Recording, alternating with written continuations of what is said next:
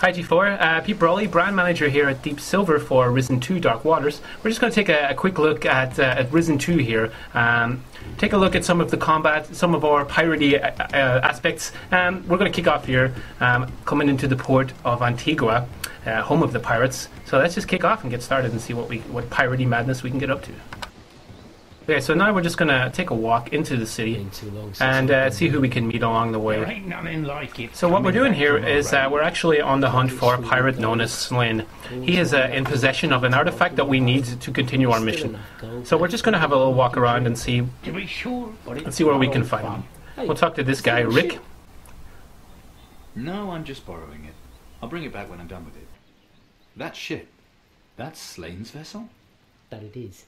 He's up at the captain's house talking to the admiral. The captain's house? Straight down the alleyway and past the tavern. Tallest building in the city, you can't miss it. Okay, so now we know where the admiral is. We're going to make our way towards him. Well now here we have found if it isn't the Slyn. new captain. Looking a little green around the gills there, sport. I'm here to talk about an artifact. The sacrificial knife. My artifact, you mean? All right, let's talk. But not here. Better we speak aboard my vessel. Follow me.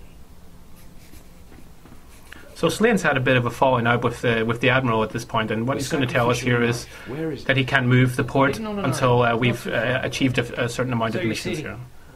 So at this point, Slyn has informed us that in order for him to bring us to the island where he has the sacrificial knife, he needs us to work with him on this. He needs us to talk to a few of the workers around the docks and see if we can help them out to break the embargo that the admiral has set on Slyn's ship.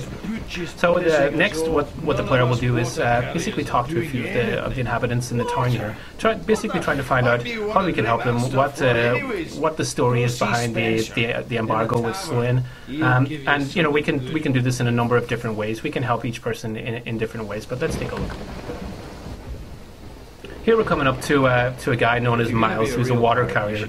So at this point we're going to look at two options for getting rid of Butch. Butch has basically told the water carriers that they're not allowed to do any work as long as the embargo stays. So one option is we'll take a look is to do it forcefully. We'll talk to Slyn. We'll talk to Butch. And we'll lead him away, and we'll take advantage of the situation.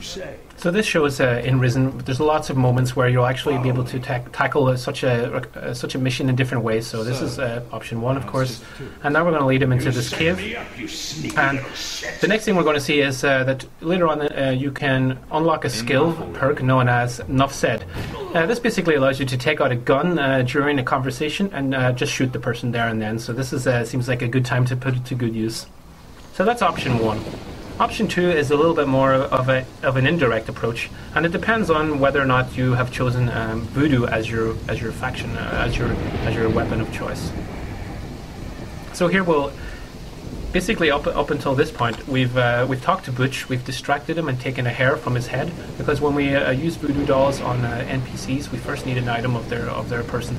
So what we have done up until this point is we took the hair from his head, returned to the town and made a voodoo doll using Butch's hair, and then we've returned, and now at this point we're actually using the voodoo doll to take control.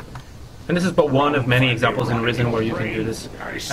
Generally when you're playing the game, you either have the choice to be with the Inquisition and use firearms, or you can actually side with the natives and learn voodoo.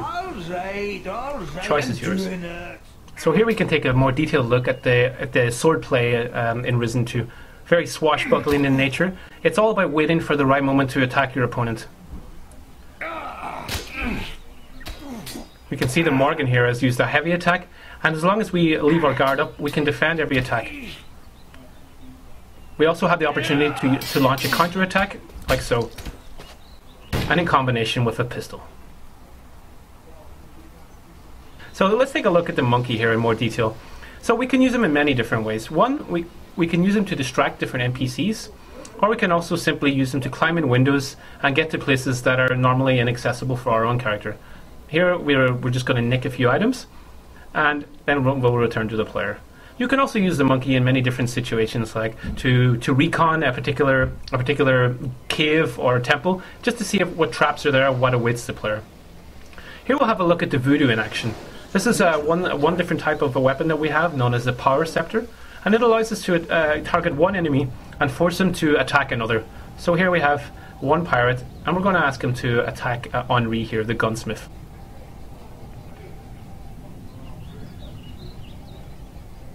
We can use this to our advantage to help thin numbers of enemies, or also to use it as a way of distracting. It's completely up to the player in whatever way they choose to play.